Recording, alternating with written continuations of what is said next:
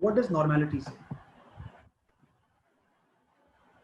So we have discussed it also during our first or second class, that any data which is normally distributed, which means it has no special cause variation, it has the normal variation which is there in the process. That is called a normal data, or we call that this data is normally distributed.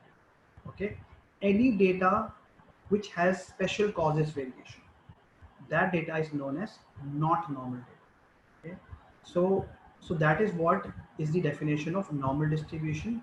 The data which is which has no special causes variation, which has a normal cause of variation, that is called a normal distribution. The point to be noted is, in case of in case my data is normal, okay, I will use mean as a measure of central tendency. Okay, if my data is not normal, I will take median as a measure of central tendency. Okay. Can someone tell me why? Why are we doing this? Why are we saying it? We learned this in a basic stats class. Anybody? Anybody? So Simar, the basic reason for that is if you have a normal data, which means that you do not have outliers, uh, we can have a mean. But if there is data which has outliers, mean would not be the right approach because it will consider those outliers. However, median will remove those outliers. Absolutely, because mean is always impacted by the extreme values. However, median is not impacted by extreme values. So that's the reason.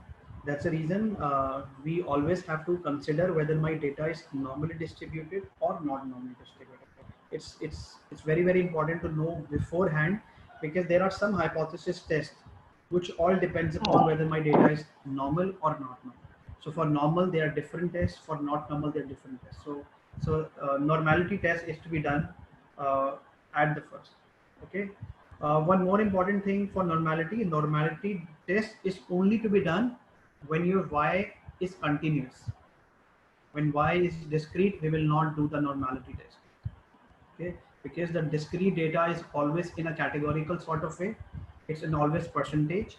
Okay, even though if I start looking at the normality, it will not give me uh, any sort of patterns. So let's look at how does the normal distribution curve look like, and how to. So for, I'm sorry, Strato, for discrete data, we will always use median. Mhm. Okay. Yeah, no, we will not use median. Median is a measure of central tendency.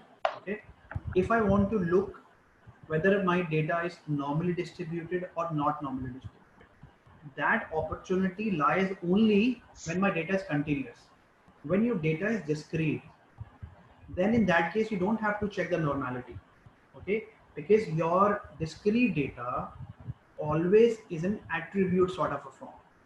If you look at the attribute, you would never have any sort of variation. Let me tell you why. Okay, I'll help you understand. I'm just using an Excel sheet here. Your continuous data would have so much variation. Let's say if I'm measuring the the weight, I'm measuring the weight or height of the entire class.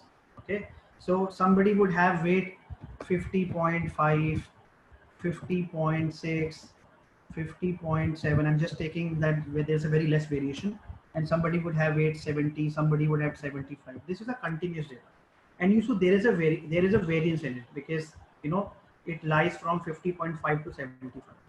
But if I have converted this data into discrete, then I would say less weight people, WEIGHT, high weight, medium.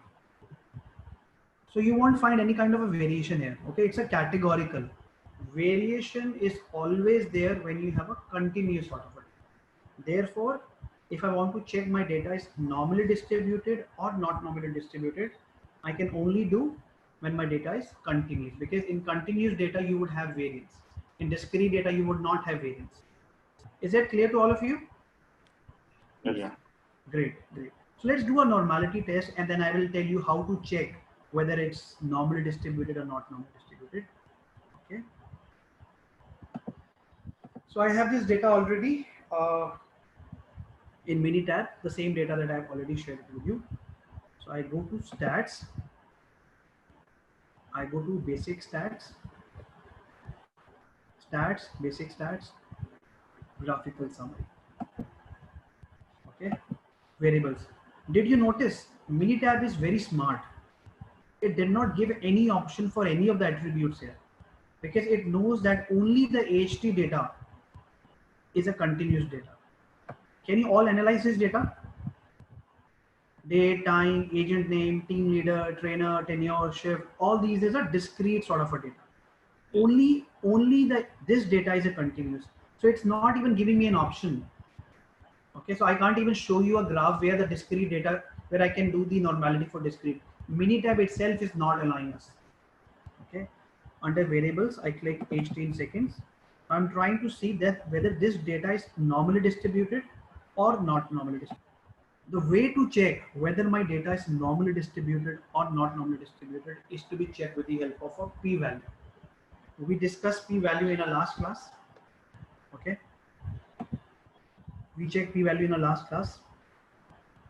If the p-value is greater than 0.05, I'm repeating, if the p-value is greater than 0.05, I would say my data is normally distributed, which means the variation that I have in my data is normal, which is okay to have.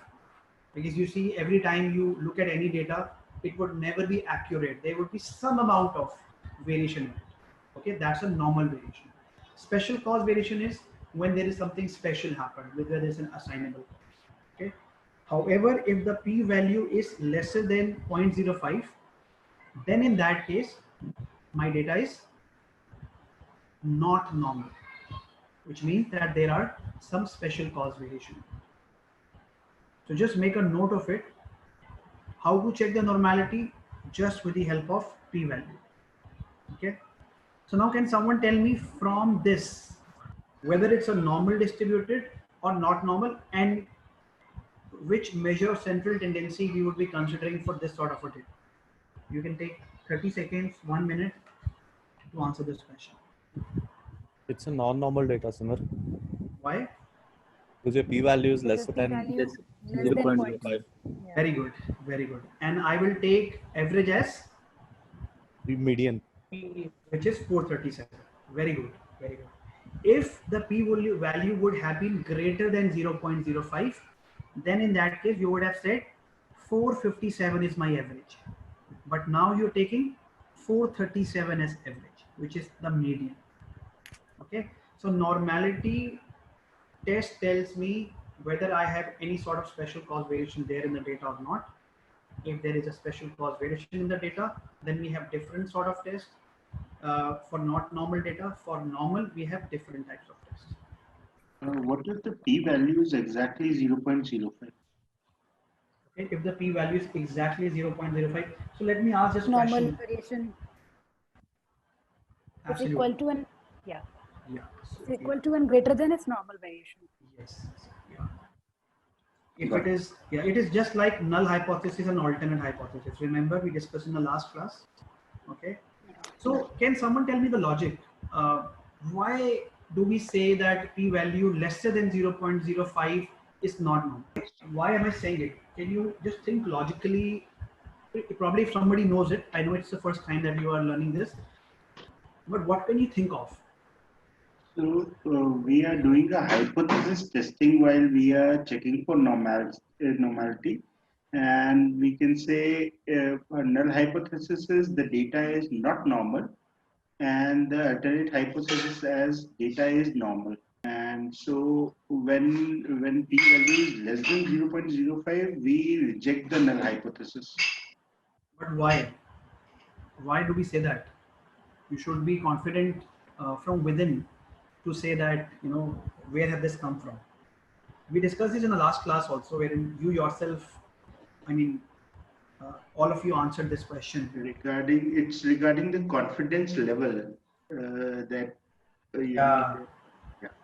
So let me. The 95%. Yeah. Yeah, please complete that. I would be very keen to know whether you'll be able to explain it to me or not.